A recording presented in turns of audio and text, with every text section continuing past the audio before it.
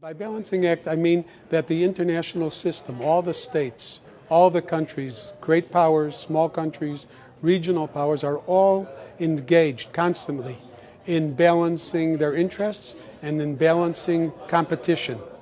But also balancing in the sense of an individual country has to choose its foreign policy and what techniques it uses in order to increase its influence and power.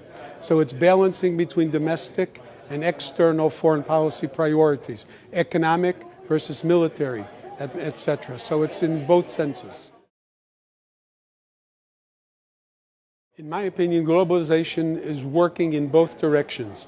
On the one hand, it's allowing for uniformity and a coming together, a convergence. We're all part of a globalized society. But on the other hand, globalization is encouraging diversity, especially as the United States, the superpower, sort of reduces its presence in the world. Globalization is allowing for a decentralized balance of power, allowing for many other countries to be engaged in pursuing their own interests.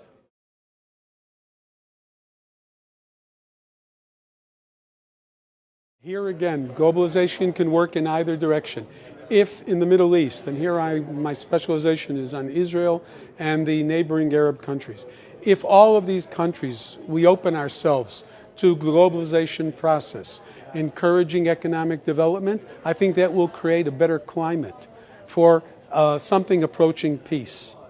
If, however, we close in on ourselves, build up walls, and become more isolationist, and because of social discontent and revolutions, then obviously globalization is going to pass us by. And the Middle East as a region is going to lose and become sort of the backwater of international politics as emphasis concentrates on Europe, on even Central Asia, but especially the Far East, the Pacific Basin.